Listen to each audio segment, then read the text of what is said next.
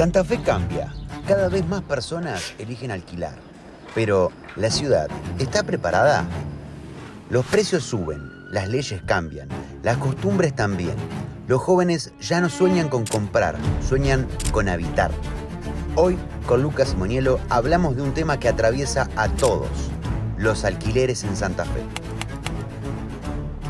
Un episodio para escuchar, pensar y preguntarnos: ¿cómo vivimos en nuestra ciudad?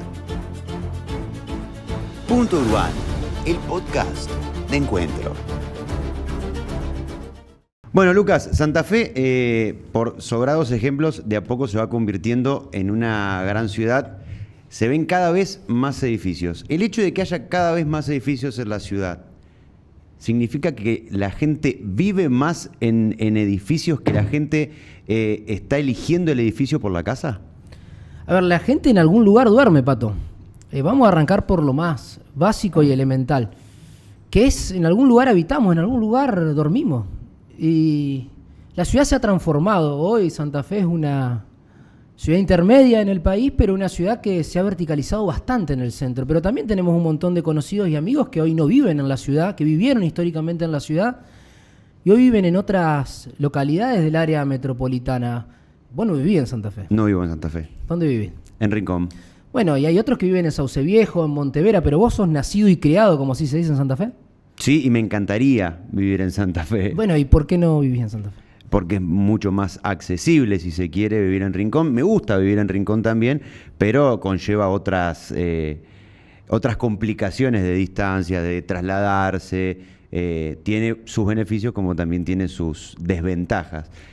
Este hecho, digamos, de que la gente elija vivir en departamentos, esta verticalización de la que hablabas, ¿responde a una elección de la gente o responde más a una lógica inmobiliaria de que conviene, es más negocio que la gente se quede en la ciudad? Bueno, es complejo lo del huevo y la gallina, pero no estamos en la misma situación que hace 25 años. Pensemos en nuestros viejos.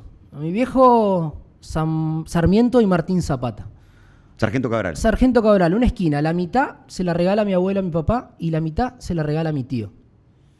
Los dos construyeron su casa en un barrio que quedaba en el relativo centro de la ciudad, pero la heredaron, o en todo caso le adelantaron esa herencia, y pudieron construir su vivienda.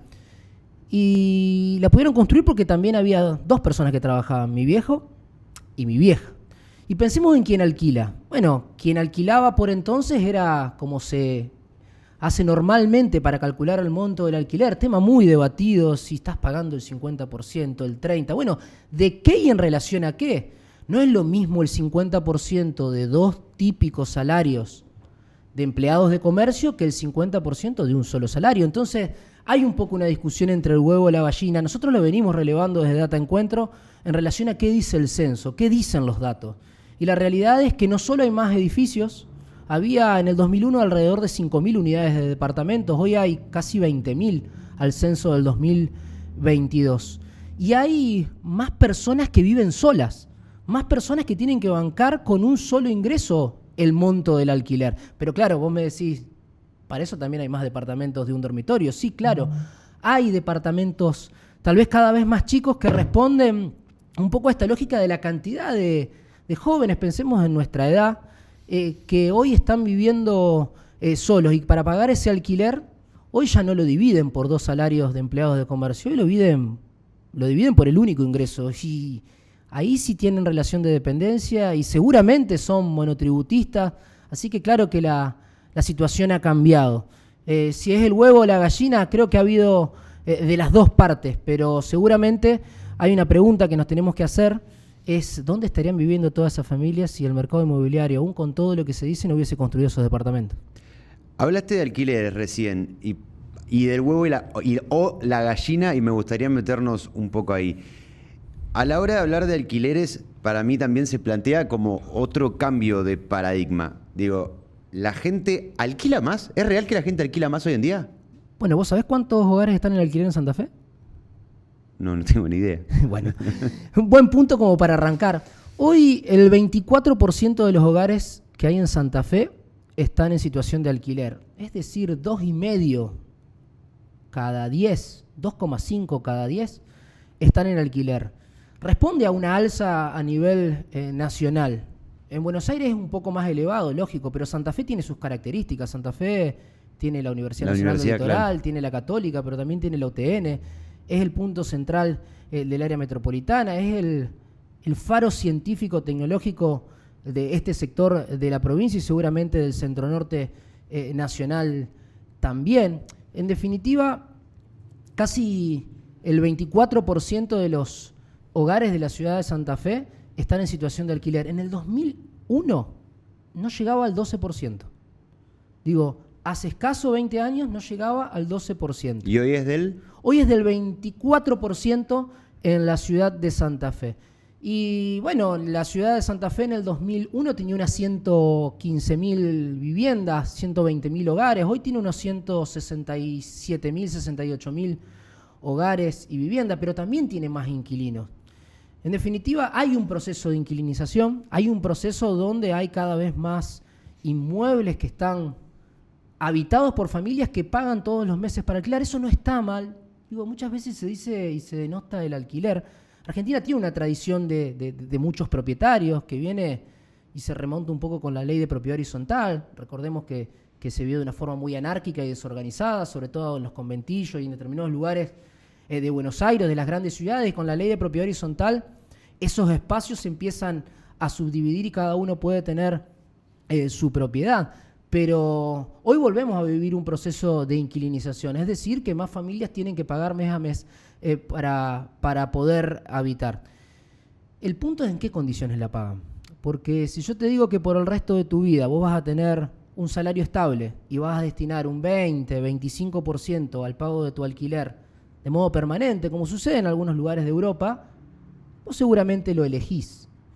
Y elegís mantenerte en el alquiler. Yo a veces cuando romantizan esto de que no, en realidad es mejor invertir la plata en no sé qué billetera virtual y demás, antes que alquilar, yo digo, guarda, ojo que capaz que le estamos hablando a un porcentaje muy, muy, muy chico de la población. Yo creo que el sueño de la casa propia está todavía latente, que está muy vigente y que lo que faltan son oportunidades, porque, bueno, hay ejemplos concretos. El año pasado nomás, en todo el país se dio una enorme bocanada de aire y, entre comillas, de créditos hipotecarios. 11.000 en todo el país, Pato. 11.000 en todo el país es nada. Solo Venezuela está por detrás de créditos hipotecarios en Argentina. Así que la temática del alquiler, la temática de la vivienda, es un tema muy complejo, muy multicausal y que nosotros desde Encuentro tratamos de estudiarlo, de ponerle datos, ponerle información. Se ha discutido mucho sobre ley de alquileres sí, ley de alquileres no. Nosotros hemos indagado mucho con más de 1.000 inquilinos en la ciudad de Santa Fe sobre cuáles son sus reales problemas a la hora de alquilar, porque no basta con quedarnos discutiendo leyes que la mayoría de los inquilinos no conocen, sino saber cuáles son efectivamente sus problemas y qué podemos hacer desde los estados locales para que pueda haber vivienda, tanto para alquilar como para adquirir en la ciudad de Santa Fe. Me gusta que hayas usado esta palabra romantizar. ¿Estamos romantizando? ¿Se está romantizando? Te llevo un poquito para atrás. ¿Se está romantizando el alquiler? ¿Está mal que la gente quiera alquilar? No, yo creo que no está mal que quiera alquilar. Lo que está mal es que tengan que andar buscando por todos sus parientes. Que sea la única mundo. opción. Primero que tengan que andar buscando por todos sus parientes del mundo donde consiguen un recibo de sueldo para poder alquilar. El problema del acceso es un problema. Que tengan que endeudarse, vaya uno a saber qué tasas para poder hacer la mudanza. Hoy sacar un aire, mudarte, sale un huevo, hablando mal y pronto. Está mal que no podamos tener una relativa estabilidad en el empleo. Y yo creo que está muy mal, como sucedió en los años anteriores, que haya una inflación galopante, que a los propietarios los ponga en la incomodidad, vamos a ponerle, de que no saben cómo van a recuperar algo de lo que han invertido, pero principalmente al inquilino, que no sabe con qué se va a encontrar de la noche a la mañana en relación con los aumentos. Yo lo que creo que está, no sé si mal, pero que tenemos que repasar es qué es lo que realmente quieren los jóvenes. Eso de romantizar que lo único que quieren es, bueno, Federico González Rouco, que anduvo por Santa Fe y muchas veces hemos hablado, los jóvenes no es que solo quieren un café de estilo y una tostada con palta. Los jóvenes necesitan poder tener la oportunidad de poder soñar con esa casa propia. Pensemos en los que son más jóvenes que nosotros. Yo tengo 39 años y yo viví la crisis del 2001 y la recuerdo. Bueno, hay chicos que nacieron después de la crisis del 2001, no vivieron ni siquiera la oleada grande del crédito hipotecario. Algunos ni se acuerdan del Procrear. Hablo del Procrear de 2012, 2013, ¿no? El último que no tenía casi nada de créditos hipotecarios. Entonces, me parece importante que sepamos que en algún lugar dormimos, que necesitamos satisfacer esa necesidad, ese derecho de la casa propia, y que para eso tiene que haber no solo datos, sino políticas públicas que lo promuevan. En materia de alquileres, porque es una forma... Ahí quería llegar. ¿Qué se puede hacer? Bueno, Digo que porque hay variables como la variable económica que por ahí los estados locales, municipales, hasta te diría que provinciales, hay muchas cosas que no pueden hacer porque se maneja a nivel macroeconómico, tal vez a nivel nacional. ¿Qué pueden hacer, o qué se puede hacer desde la ciudad, desde la provincia, para ayudar a que a que este estado de situación mejore para los que eligen ser inquilinos? Y tuvimos decreto, recordemos hace un poco, ¿no? No mucho, porque la pandemia parece que está lejos y no está tan lejos en el tiempo. En la pandemia se congelaron los alquileres. Quienes no pagaron los alquileres tenían que pasar al final, cuando se descongelaba el precio del alquiler, el monto que no habían pagado. Después se sancionó la ley de alquileres. Después se derogó la ley de alquileres. Y en toda esa fluctuación la gente tuvo que vivir. Los salarios volaron de una forma y a un determinado ritmo. Los alquileres quedaron comprometidos, quedaron retraídos durante un determinado tiempo y después se soltaron porque la mayoría de los reclamos de los inquilinos era: Luca, pero escucha, yo estoy terminando mi contrato, vengo pagando re poco y el aumento inicial que no es el aumento del contrato, es el nuevo contrato, no es que se me va, se me recontra fue. Hemos recibido un montón de personas que cómo le explica a uno, ¿no? Que está terminando un contrato, que está por hacer un nuevo contrato con otra nueva ley y que el precio de entrada es absolutamente alto. En definitiva, nosotros venimos relevando mucho la situación de los inquilinos. Y como te podemos decir que el primer punto que tienen a la hora de alquilar es la ubicación y el precio, que van muy de la mano. La ubicación y el precio van muy de la mano, y el distrito centro y el distrito oeste de la ciudad de Santa Fe son los que más reciben ese mercado de alquiler, son los que más crecieron los departamentos, principalmente en el centro. También podemos decir que las principales problemáticas son los requisitos para entrar a alquilar. Yo te decía, salir a pedirle a todos. Yo soy garante de varios contratos de alquiler. Uno le presta el recibo de sueldo porque cree que va a cumplir el amigo, pero es complicado porque aparte te piden no uno, sino dos, sino a veces 7 recibos de sueldo. Y el segundo de los puntos es: ¿cómo hago para independizarme? En otra época se decía emanciparme. Digo, ¿cómo me voy de lo de mis viejos? Sería la cuestión. Yo estoy viviendo con mis viejos, estoy entre que me echen y entre que me quedo, entre que aporto para la olla y entre que me la gasto los fines de semana. Y en definitiva, yo tengo que ver cómo hago para poder alquilar. Y necesito armar la casa, y necesito mudarme, necesito poner el aire, poner un calefactor, necesito instalar la cocina, necesito instalar el calefón en muchos casos. Bueno, necesito comprar el sillón. Sí, son gastos que por ahí parecen que no, pero sí. Y suman un montón, y en definitiva todo lo que tienen que ver con los gastos de la propia mudanza, que uno los puede venir proyectando. Pero después están las comisiones, después están los informes en el registro, después, antes, ahora ya no, estaban los sellados dependiendo cómo eran. Entonces, dos de los problemas más importantes son la cantidad de requisitos y, en todo caso, por otro lado, lo que tiene que ver con los gastos de entrada al alquiler. Para eso, el gobierno provincial tiene una estrategia específica que nosotros hemos aportado muchos datos para que se pueda llevar adelante, y tiene que ver con el programa Llave. El programa Llave Garantía o Soluciones Económicas. El programa Llave Garantía tiene que ver con un seguro de caución para que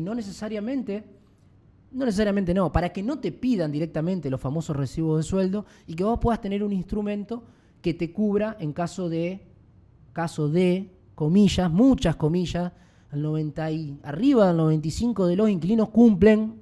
Se dice que los inquilinos no cumplen, arriba del 95% cumple, para que puedas salir en garantía en caso de que vos tengas algún tipo de inconveniente. Y por otro lado, un crédito hasta 3 veces el monto de tu alquiler para que puedas afrontar los gastos de mudanza. Así que esos son los problemas concretos que tienen los inquilinos a la hora de alquilar y que pueda hacer un gobierno local o municipal. Lo otro tiene que ver con la tranquilidad de la macroeconomía.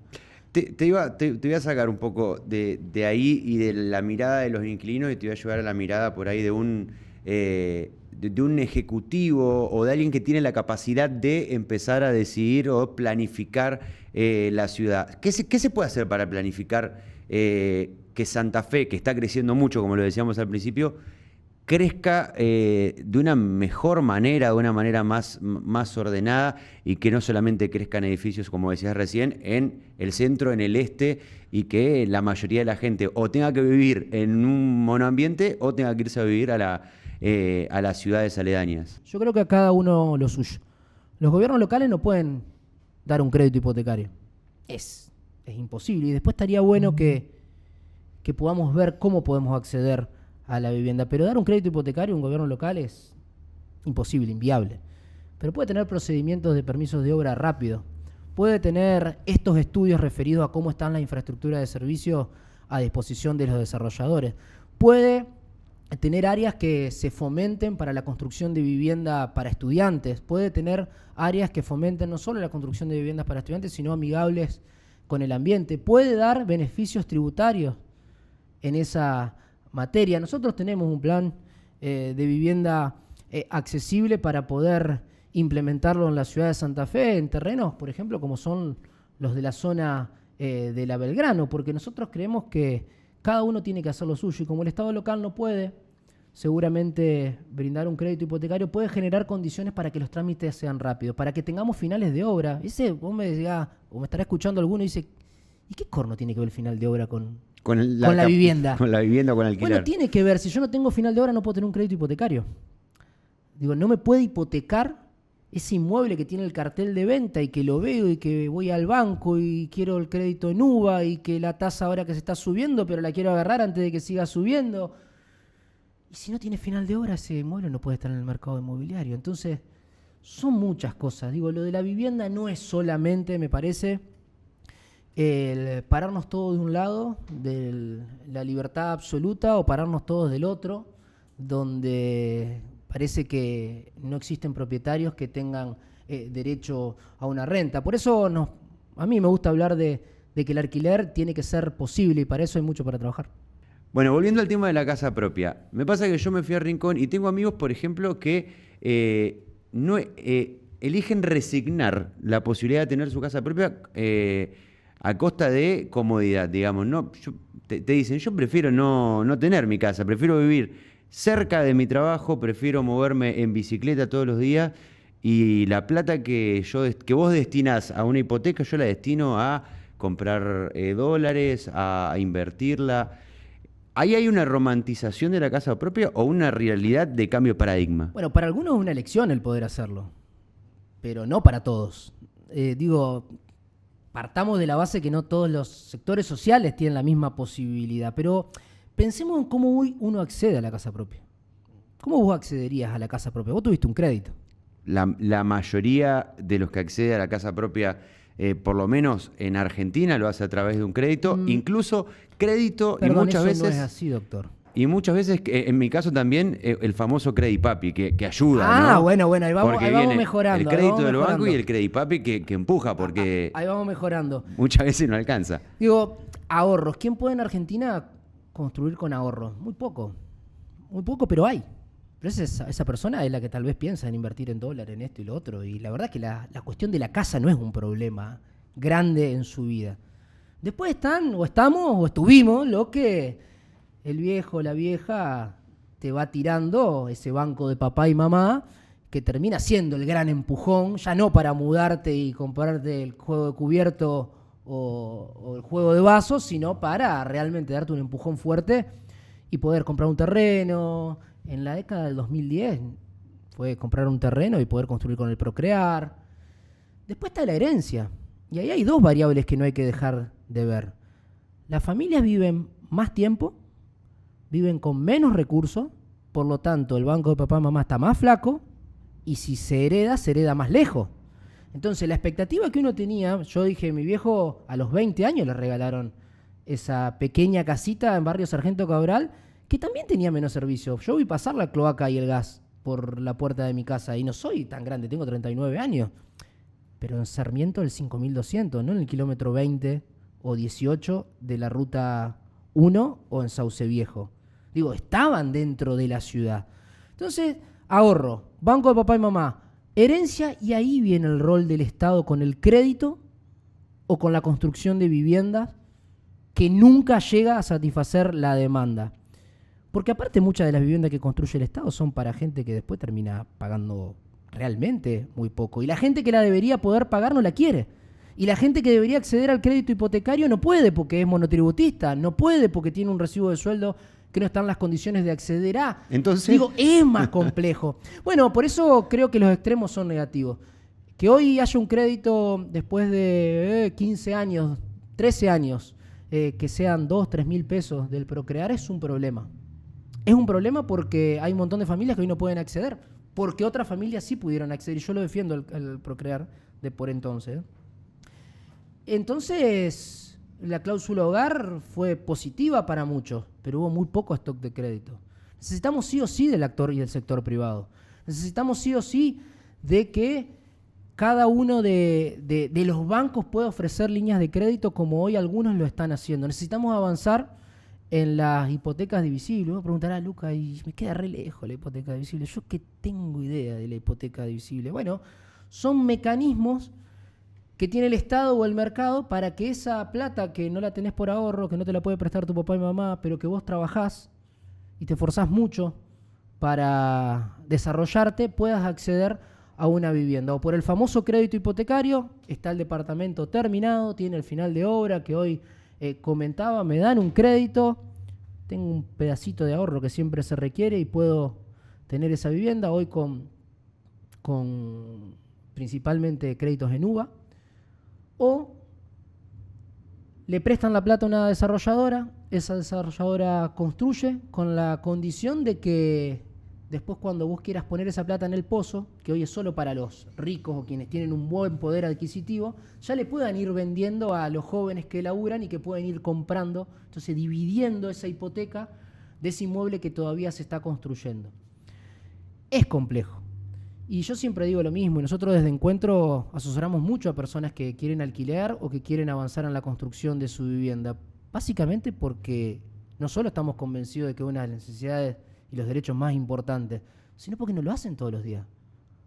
Vos no alquilás toda la semana, vos no sos un inmobiliario que alquila toda la semana, vos no sos un arquitecto que aprueba tus planos de obra, tampoco sos un escribano que sabe cómo buscar la información en el registro de la propiedad. De eso se trata, de entender, más allá de las discusiones importantes sobre ley sí, ley no, UVA sí, UVA no, de que hay un montón de cosas que podemos hacer y seguramente muchos de los que nos están escuchando estarán pensando el poder recurrir a esa información que te saque de la nebulosa, que te diga, bueno, ¿y qué tengo que hacer hoy en las con condiciones esto que tengo puedo hacer esto.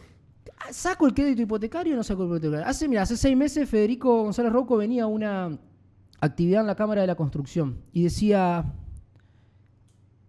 no solo que defendía y defiende el UVA más allá de los vaivenes económicos nunca tuvo un nivel de incumplimiento muy alto y en términos generales, y más allá de la a pesar de que tiene mala fama el UVA, tiene ¿no? muy mala fama, tiene mala fama. Porque tiene muy mala fama en este país la inflación y lo que tiene la inflación galopante es imposible que el UVA o cualquier tipo de crédito pueda o existir o funcionar. Y hay otros países que lo resuelven, Pato. O sea, Chile, Uruguay, Venezuela no. Venezuela es el único que no, pero Paraguay tiene más crédito hipotecario, México, Colombia. Nosotros creo que nos tenemos que dar a esa discusión. La UVA lo que hace es resguardar esa variación que puede haber producto de la inflación. Y Federico decía, va a subir. Las tasas van a subir. Y yo a todos los que hablaba, sáquenlo. Porque... Así todo es la forma para hacerlo. Pero es la forma, termina siendo la forma, porque no va a volver el crédito que a los 15 años nos estemos lamentando porque alguien está pagando 3.000 pesos de cuota. ¿No va a volver? Yo creo que es imposible que vuelva y que va a ser importante que mejoremos la UVA. ¿Cómo se puede mejorar la UVA?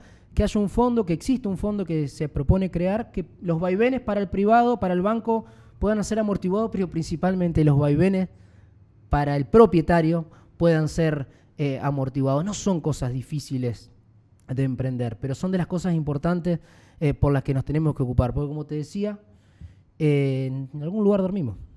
Y no hay nada más importante que ese sueño que hoy parece absolutamente imposible, que en nuestros viejos era el aspiracional real, que en un momento fue el comprar el auto y el que hoy es viajar, vuelva a ser realidad. Si podemos ordenar lo que cada uno tiene que hacer a nivel local, a nivel provincial y principalmente a nivel nacional. Un país con la inflación galopante como la que se venía es inviable, pero para proyectar cualquier cosa, para ir al súper, era imposible. Imagínate, Pato, usted va a ser padre, ¿no? Sí, señor. Bueno, después de ser padre, algo que nos queda para toda la vida, sacar un crédito hipotecario son las decisiones a más largo tiempo que uno puede llegar a tomar. Perdón, entonces vos creés que la gente le empezó, la gente, vamos a decir los jóvenes... Defíname la gente. Vos también sos la gente, no, pero digo,